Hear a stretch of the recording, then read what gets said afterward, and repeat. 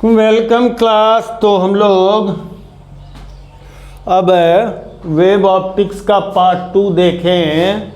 इससे पहले के वीडियो में हम लोगों ने हाइगन्स वेब थ्योरी देखा, इसमें वेब फ्रंट सेकेंडरी वेवलेट्स का कॉन्सेप्ट था, और वेब ऑप्टिक्स जो कि हम लोगों का 10th यूनिट है एनसीईआरटी का, उसके रिमेनिंग पोर्शन क्या करें हम लोग देखें। ठीक है जी, है ना। तो इसमें सबसे पहले हम लोग देखने वाले हैं कोहेरेंट सोर्सेस। कोहेरेंट सोर्सेस, ठीक है। कोहेरेंट सोर्सेस किसको कहते हैं? टू डिफरेंट सोर्सेज, कोई सोर्स है इससे जो वेव निकल रहा है, एक मान लीजिए S1 हो, दूसरा क्या हो सकता है S2 हो, इससे निकलने वाले वेव हो। तो दो सोर्स हैं जिससे वेव्स इमिट हो रहे हैं, तो कोहेरेंट सोर्स कहते हैं कि if the phase difference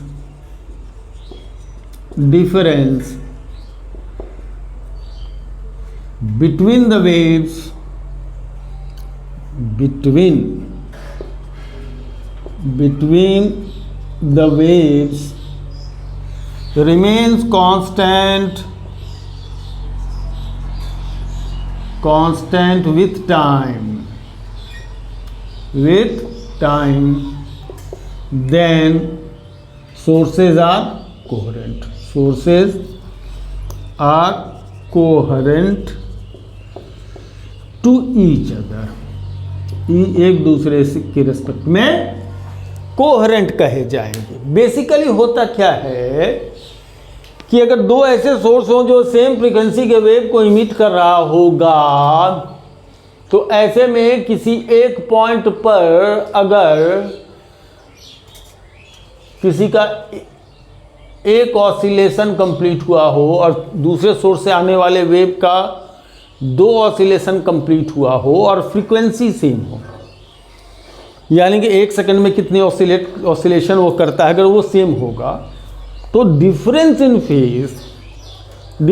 phase constant बना रहेगा। जो शुरुआत के टाइम के स्टार्टिंग में जितना डिफरेंस बनता होगा वही डिफरेंस टाइम के साथ क्या होगा, कंटिन्यू कर जाएगा, उसमें कम या ज़्यादा नहीं होगा। लेकिन फ्रीक्वेंसी डिफरेंट हो गई तो सोचिए ना कि अगर एक सेकंड में कोई 20 बार ऑसिलेट कर रहा हो, एक सेकंड में कोई 30 बार ऑसिलेट कर रहा हो, तो जाहिर सी बात है कि फेज में डिफरेंस बढ़ेगा। एक ही सेकंड में 10 फेज में डिफरेंस जो है सो वो 10 से बढ़ जाएगा।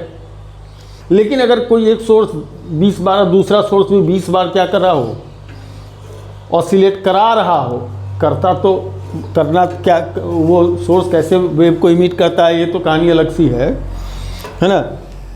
लेकिन अगर वो दोनों की फ्रीक्वेंसी अगर सेम हो गई तो टाइम के साथ फेज डिफरेंस कांस्टेंट बना रहेगा। इसका ऐसे समझ सकते हैं कि टाइम के स्टार्टिंग में मान लीजिए 5 का फेज डिफरेंस है, तो एक सेकंड में ये भी 20 बार ऑसिलेट करेगा, एक सेकंड में ये भी 20 बार ऑसिलेट करेगा, करेक्ट है ना।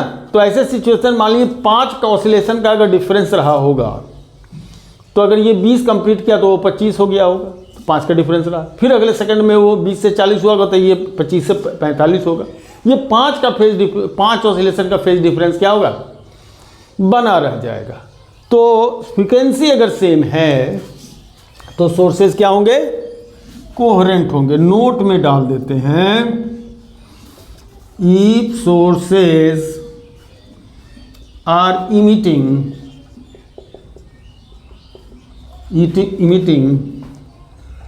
waves in same frequency, then sources are coherent. अब सबसे बड़ी बात क्या है, 12th में बच्चे आ जाते हैं और कुछ तो टीचर जो जहाँ वो पढ़ रहे हैं उनको जो टीचर पढ़ा रहे होंगे बेसिकली उन्हीं को खुद फेज से समझ में नहीं आता है, तो बच्चों को क्या समझाएगा। चलिए जरा फेज की चर्चा मैं आपके साथ करता हूं, और जो लोग भी हैं फेज को समझ लें। देखिए कोई भी पार्टिकल अपना ये मीन पोजीशन मान के ये चलिए ऊपर की तरफ जाया, एक्सट्रीम पोजीशन, उसका एम्पलीट्यूड, ठीक है, गया, फिर आया, रिवर्स, आधा ऑसिलेशन कंप्लीट हुआ, ठीक, हाफ ऑसिलेशन, फिर वो नीचे की तरफ आया उतने ही जितना ऊपर की तरफ गया था, करेक्ट, फिर वापस आया, जाना, वापस आना मीन पोजीशन में, फिर नीचे की तरफ जाना, फिर वापस आना मीन पोजीशन, एक ऑसिलेशन कंप्लीट, 4 स्टेप हो गए ना। जाना एक माने क्या कह सकते हैं, एक स्टेप, आना दूसरा स्टेप, नीचे की तरफ जाना तीसरा स्टेप, वापस आके मीन पोजीशन पर आना चौथा स्टेप, एक साइकिल कंप्लीट। इसको एक साइकिल मान लिया जाए, ठीक है, ये जो कॉन्सेप्ट है वो समझिए, इसको एक साइकिल मान लिया जाए, इसको कंप्लीट एक साइकिल मान लिया जाए मैथमेटिकली, रियल में ये हो रहा है।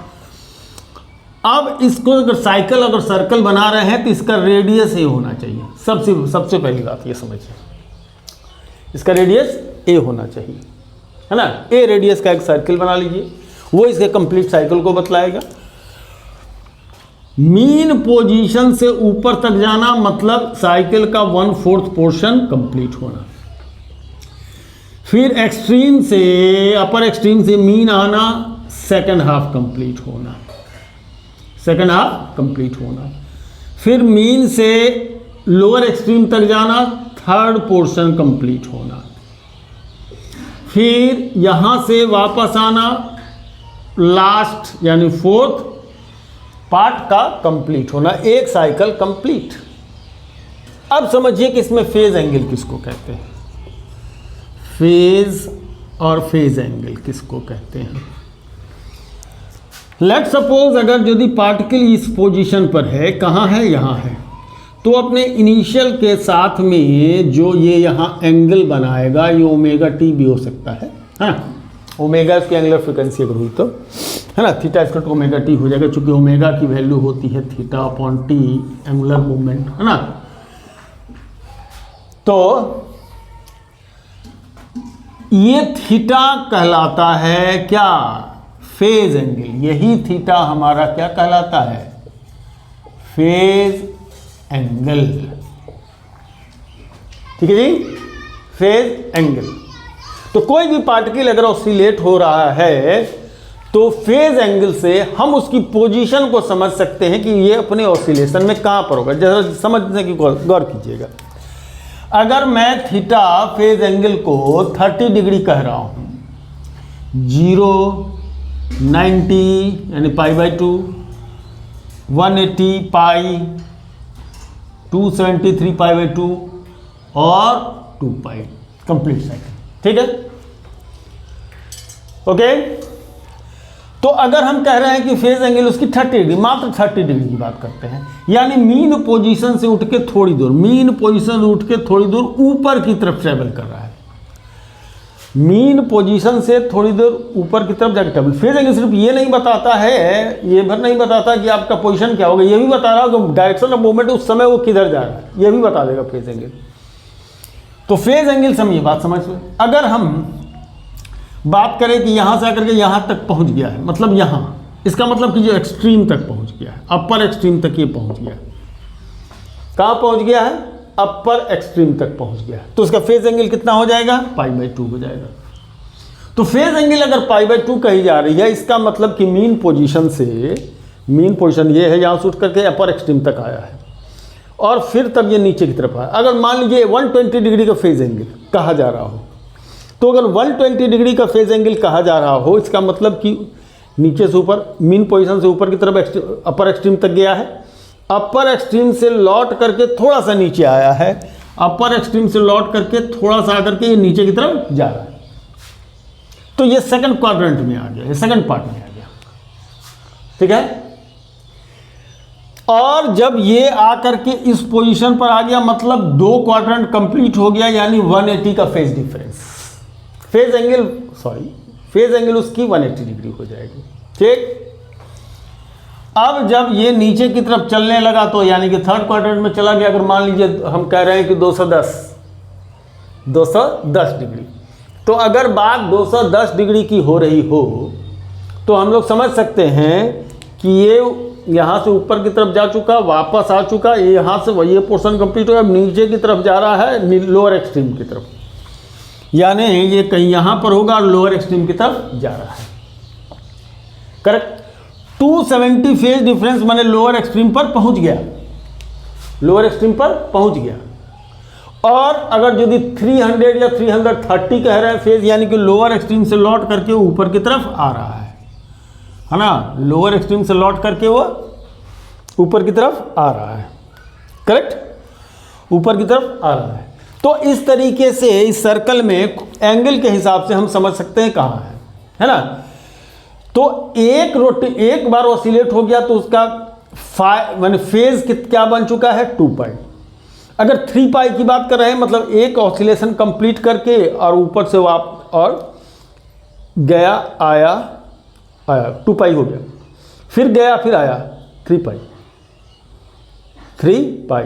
फिर गया फिर आया 1 पाई और 4 पाई, फिर गया फिर आया 5 पाई, फिर गया फिर नीचे की तरफ आया 6 पाई, 2 पाई 4 पाई 6 पाई माने साइकिल कंप्लीट। 2 पाई 4 पाई 6 पाई 8 पाई माने इवन पाइज होंगे तो माने साइकिल कंप्लीट हो चुका है। पाई 3 पाई 5 पाई ऑड पाइज मतलब या माने साइकिल कंप्लीट हुआ है कि नहीं हुआ, तो पाई में साइकिल कंप्लीट ही नहीं माना जाएगा। 3 पाई मतलब एक 2 पाई यानी कि एक साइकिल कंप्लीट करने के बाद आधा हाफ ऑसिलेशन वो पूरा कर चुका है अपना, ठीक है, हाफ ऑसिलेशन वो पूरा कर चुका है।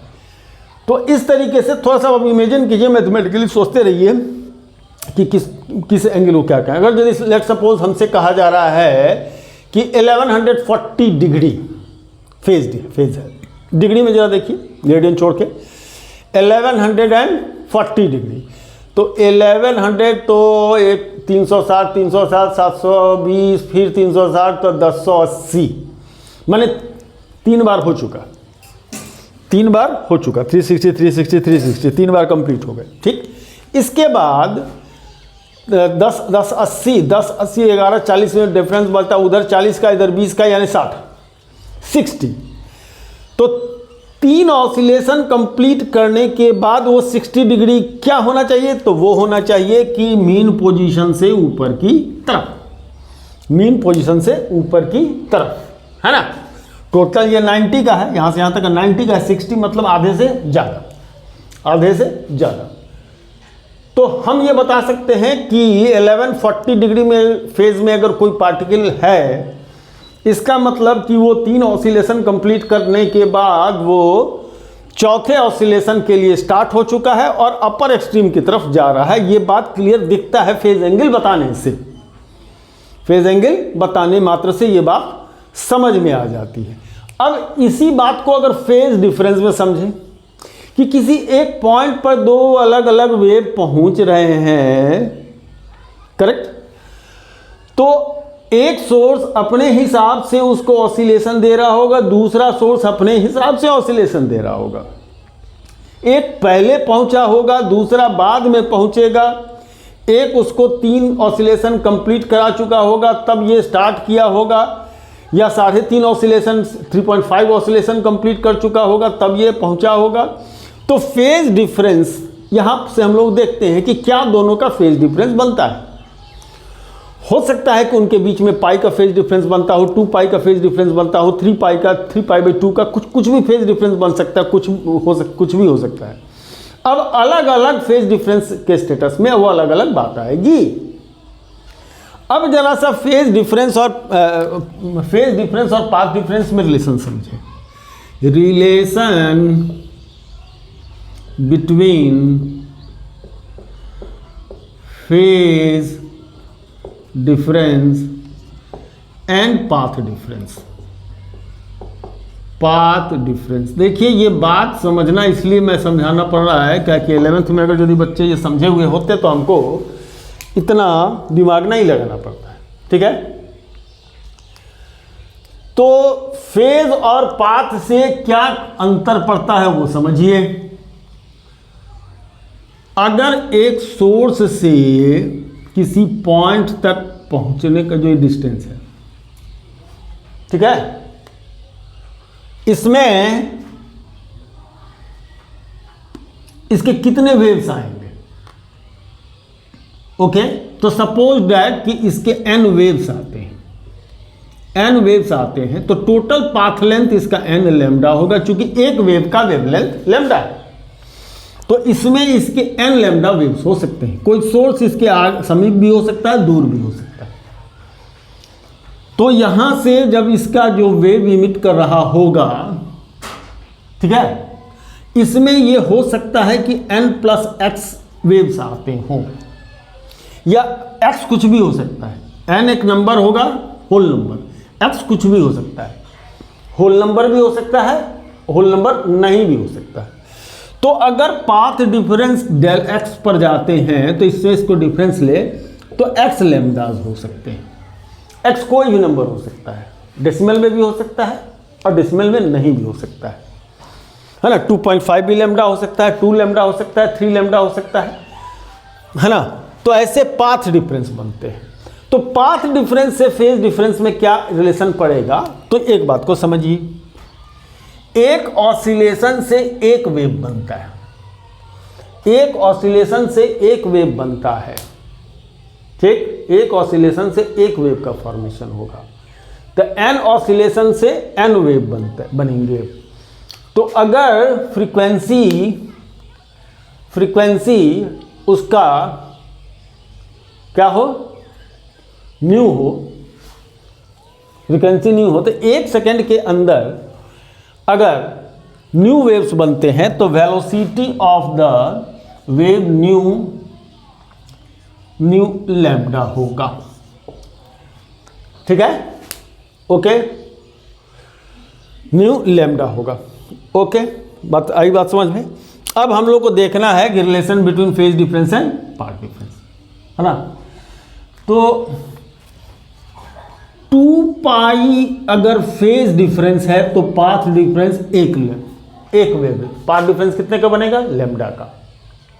फेज डिफरेंस अगर 2 पाई का है तो पाथ डिफरेंस लैम्डा का, चूंकि एक ऑसिलेशन मतलब 2 पाई फेज, एक ऑसिलेशन मतलब 2 पाई फेज, और एक ऑसिलेशन मतलब एक वेव का फॉर्मेशन। एक वेव का फॉर्मेशन हो चुका है, यानी वेव आगे जा चुका होगा लैम्डा डिस्टेंस तक, वेव आगे जा चुका होगा लैम्डा डिस्टेंस तक।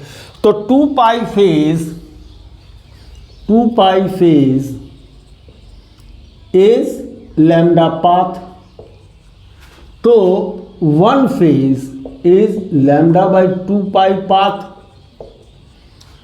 तो 5 phase is lambda by 2 pi into 5 path, यानी del x is the path difference. तो del x equal to lambda upon 2 pi into 5, ठीक है। इस रिलेशन को सही से समझिए, del x upon lambda equal to 5 upon 2 pi, सीधा ये रिलेशन है, ये रेशियो है। Path difference upon lambda equal to phase difference upon 2 pi, यही कहानी बनती है। क्या? Path upon lambda, phase upon 2 pi, path upon lambda, phase upon 2 pi. इसी से हम लोग क्या कर सकते हैं, पाथ डिफरेंस। अब देखिए डेल एक्स के लिए अगर पाथ डिफरेंस निकाल रहे हो, फेज डिफरेंस लगा हो, तो ये निकाल सकते हैं। और अगर यदि फेज डिफरेंस निकालना हो तो ऐसे निकाल सकते हैं। कैसे? 2 pi upon lambda into del x, इससे फेज डिफरेंस निकाल सकते हैं। तो पाथ और फेज के बीच में ये रिलेशन से हम लोग क्या कर सकते हैं, फेज और पाथ डिफरेंस से रिलेशन एस्टेब्लिश कर सकते हैं। Got it? तो ये जो अभी मैंने समझाया, ये समझना बहुत ज़रूरी है। अगर आप एक बार में नहीं समझ गए हो तो इसको दोबारा रिपीट करके इस पोर्शन को देखिए और समझने की कोशिश कीजिए।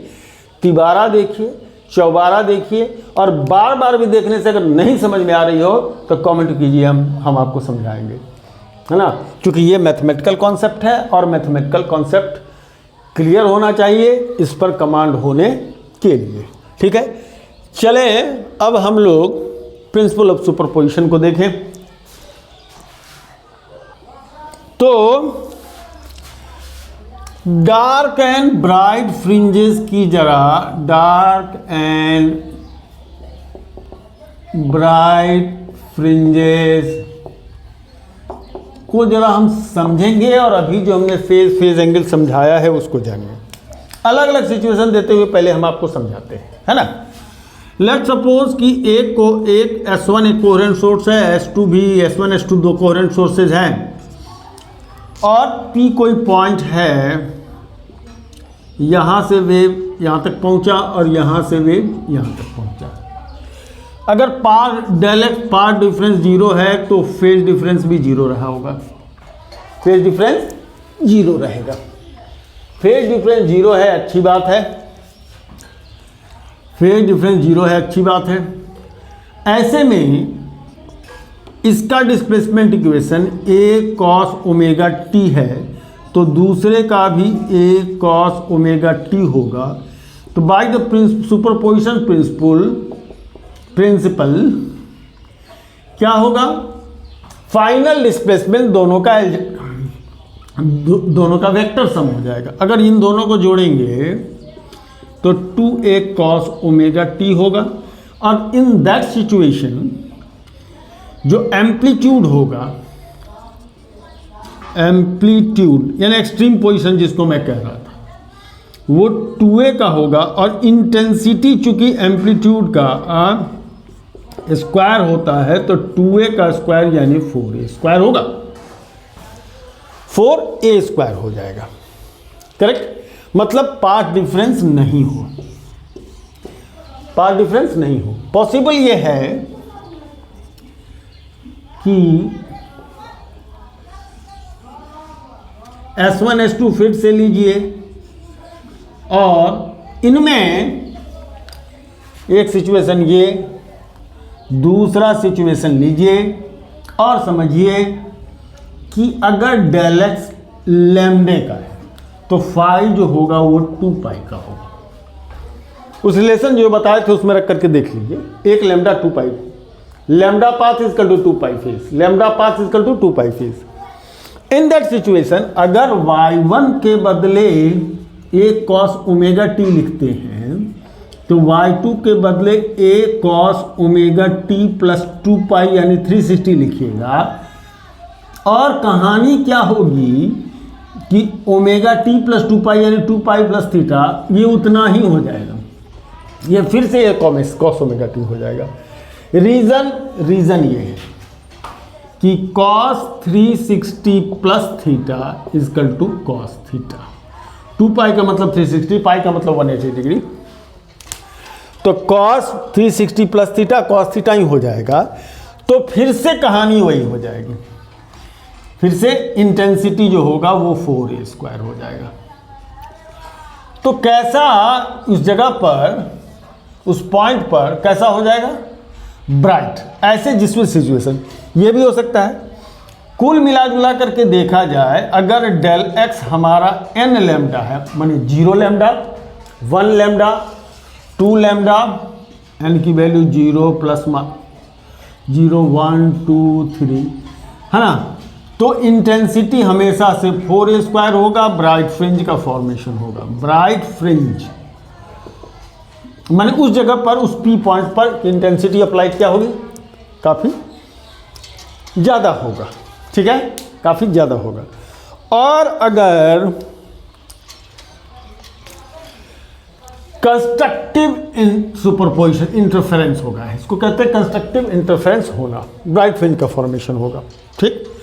लेकिन इन अनदर, ये तो हम लोग चलिए ब्राइट के लिए देख रहे थे, अब जरा डार्क के लिए देखें। तो अगर मान लीजिए डेल एक्स हमारा लैम्डा बाई 2 का होगा तो फाई पाई का होगा। तो अगर y1 cos a cos omega t है तो y2 जो है a cos omega t plus pi या माइनस पाई, कुछ भी हो जाए, इन दैट सिचुएशन ये माइनस में आ जाएगा, ए कॉस ओमेगा टी। अब जब रिजल्टेंट एक्स डिस्प्लेसमेंट की बात करेंगे, y1 प्लस y2 की बात करेंगे, तो यहाँ इतना प्लस में, ये माइनस में, ये हो जाएगा 0। तो एम्पलीट्यूड 0 तो इंटेंसिटी भी 0 हो जाएगी। यानी क्या बन जाएगा, डॉट। अगर λ/2 का, अगर एक और चलिए, अगर ये 3 λ/2 का हुआ, फाई हमारा 3 पाई का होगा, फेज डिफरेंस 3 पाई का होगा। इन दैट सिचुएशन भी y1 अगर a cos ओमेगा टी है, तो y2 हमारा a cos omega t plus 3 पाई है, ये भी माइनस में आ जाएगा, है ना। ये सब ट्रिग्नोमेट्रिक फॉर्मूला से बन रहा है ना, माइनस में आ जाएगा। और resultant displacement y1 plus y2 फिर से 0, इंटेंसिटी फिर से 0। तो कंडीशन ये हो गया कि अगर पाथ डिफरेंस क्या n प्लस हाफ λ/2 हो, n plus half lambda, sorry n plus half lambda हो, यहाँ भी n की वैल्यू 0, 1, 2, 3 होगा, तो क्या हो जाएगा, डार्क फ्रिंज बनेगा, डिस्ट्रक्टिव इंटरफेरेंस होगा, डिस्ट्रक्टिव इंटरफेरेंस होगा। इंटरेस्टिंग बात इसमें शायद आपने नोटिस नहीं किया, क्या वो इंटरेस्टिंग बात ये है कि जब y1 हम हर सिचुएशन में a cos ओमेगा टी ले रहे थे, y2 equal to a cos omega t plus 5 कुछ भी ले रहे हैं, करेक्ट। तो कंस्ट्रक्टिव की जब बात कर रहे हैं तो एम्पलीट्यूड इसका 2a का, अच्छा पहले ये देखिए, इसकी इंटेंसिटी I1 कितनी, a स्क्वायर, इसकी I2 की इंटेंसिटी कितनी, a का a स्क्वायर, एम्पलीट्यूड का स्क्वायर, है ना, a स्क्वायर। ओके, चलो वापस लिखो, a स्क्वायर, तो I1 प्लस I2 बनता है 2a स्क्वायर। लेकिन जब कंस्ट्रक्टिव इंटरफेरेंस हो रहा है तो एम्पलीट्यूड कितना हो जा रहा है, 4a स्क्वायर, ये 2a स्क्वायर। तो कंस्ट्रक्टिव में I की वैल्यू 4a स्क्वायर और डिस्ट्रक्टिव में I की वैल्यू 0। ये भैया दोनों मिल करके 2a स्क्वायर होना चाहिए, लेकिन हो गया 4a स्क्वायर। कैसे, ये 2a स्क्वायर कहाँ से आ गया। और दूसरी बात, दोनों मिल करके होना चाहिए था डिस्ट्रक्टिव में 2a स्क्वायर, लेकिन हो गया 0। तो देखने वाली बात ये हो रही है कि कंस्ट्रक्टिव में 2a स्क्वायर का गेन हो रहा है, डिस्ट्रक्टिव में 2a स्क्वायर का लॉस हो रहा है, इंटेंसिटी ऑफ लाइट। यानी कि जो लाइट एनर्जी है डिस्ट्रक्टिव में जितना लूज कर रहा है उतना ही क्या करता है, वो गेन कर लेगा। तो जब कोई दो कोहेरेंट सोर्स किसी एक डायरेक्शन में ट्रेवल कर रहे होते हैं तो डिफरेंट पॉइंट पर depending on the path difference, कहीं पर वो सेम फेज में मीट करते हैं, कहीं पर वो अपोजिट फेज में मीट करते हैं। तो जब सेम फेज में मीट करते हैं, यानी कि जब ये कंस्ट्रक्टिव इंटरफेरेंस वाला कंडीशन अप्लाई हो जाता है जिस पॉइंट पर, वहाँ का एम्पलीट्यूड 4a स्क्वायर हो जाता है, वहाँ का इंटेंसिटी 4a स्क्वायर हो जाता है, एम्पलीट्यूड 2a होकर के इंटेंसिटी 4a स्क्वायर हो जाता है। और जहाँ पर वो कंडीशन, ये दूसरा condition n plus half lambda वाला लग जाता है, तो वहाँ पर डिस्ट्रक्टिव इंटरफेरेंस हो जाता है, और डिस्ट्रक्टिव इंटरफेरेंस होने के कारण वहाँ की इंटेंसिटी 0 हो जाती है। तो 2a स्क्वायर का वहाँ से लॉस हो करके 2a स्क्वायर का कंस्ट्रक्टिव में गेन हो रहा है, तो एक तरफ से लॉस होता है, दूसरी तरफ से क्या हो जाता है, गेन हो जाता है। किस चीज़ का, एनर्जी का। तो इस तरीके से ये पूरी कहानी क्या है, रीडिस्ट्रीब्यूशन ऑफ एनर्जी की है। क्या है, रीडिस्ट्रीब्यूशन ऑफ एनर्जी की है। तो जो हम लोग अब नेक्स्ट टॉपिक देखने वाले हैं वो है इंटरफेरेंस ऑफ लाइट। और interference of light is nothing but दो कोहेरेंट सोर्स से निकलेगा लाइट, डिफरेंट डिफरेंट पॉइंट पर वो एक दूसरे पर सुपर इम्पोज करेंगे और कंस्ट्रक्टिव एंड डिस्ट्रक्टिव इंटरफेरेंस होगा। करेक्ट। कंस्ट्रक्टिव इंटरफेरेंस में वो ब्राइट हो जाएंगे और डिस्ट्रक्टिव इंटरफेरेंस जहाँ वहाँ डार्क हो जाएगा। तो कंस्ट्रक्टिव इंटरफेरेंस के कारण ब्राइट फ्रिंजेस का फॉर्मेशन होगा, डिस्ट्रक्टिव इंटरफेरेंस के कारण डार्क फ्रिंज का फॉर्मेशन होगा। और ये होगा किस वजह से? Redistribution of energy. Energy redistribute हो जाती है। करेक्ट है ना। जैसे ठीक ऐसे समझिए कि आपने इवनली अगर कुछ रेता या चावल के दाने अगर आपने फैला दिया और उस पर ऐसे उंगलियां डाल करके आप ऐसा घिस दें तो क्या होता है? ऐसे लाइनिंग बन जाएंगे। जहाँ से हटेगा दूसरे साइड में क्या होगा? वो रेता या चावल या जो भी बारीक चीज़ है वो पलट जाएगा। तो जहाँ से एनर्जी हट जाएगी दूसरे जगह पर उसके बगल में क्या जाके क्या इकट्ठी हो जाएगी। तो interference is not more than redistribution of energy. एक सोर्स से लाइट निकलता है, इवनली चारों तरफ स्प्रेड हो जाता है। लेकिन दो सोर्स से लाइट अगर आ रहे हो किसी एक डायरेक्शन में, तो दोनों वेव्स का किसी एक पॉइंट पर उनका इंटरफेरेंस होगा और इंटरफेरेंस के कारण डार्क एंड ब्राइट फ्रिंजेस का फॉर्मेशन होता है। तो अब बच्चे बोलेंगे कि सर 2 बल्ब जला देते हैं तो ऐसा कहाँ दिखता है? नहीं होगा भैया। ये 2 बल्ब जला रहे हैं, काफ़ी बड़ा डिस्टेंस दोनों का सेपरेशन होता है यंग्स डबल स्लिट में। यही तो देखना है, यही तो देखना है। बहुत कम डिस्टेंस होना चाहिए और सामने का स्क्रीन या वो जो होना चाहिए जब डार्क पीछे स्क्रीन हो, तब ये फेनोमेना अपने को देखने। कुछ कंडीशन है, फेनोमेना ऑब्जर्व होगा। हो अब ये रहा है। लेकिन जो फ्रिंज अभी जैसे मान लीजिए हमारे रूम में भी 2 बल्ब जल रहे हैं, आपको 2 स्पॉट दिख रहा है, लेकिन आपको फ्रिंजेस बन रहे हैं, इंटरफेरेंस हो रहा है, लेकिन उन फ्रिंजेस की जो चौड़ाई है, फ्रिंज विड्थ जो है तो इतना कम है कि उसको हम ऑब्जर्व ही नहीं कर पाएंगे। बहुत कम है, ये आप जा देखेंगे है ना, बहुत ज़्यादा कम है ना। तो बहुत ज़्यादा कम होने की वजह से हमको ये फ्रिंज दिखेगा ही नहीं। तो कुछ कंडीशन है इन फ्रिंजों को देखने का जो हम लोग यंग्स डबल स्लिट एक्सपेरिमेंट में देखेंगे और इस वीडियो में नहीं, नेक्स्ट वीडियो में देखेंगे। ठीक है जी, चलिए।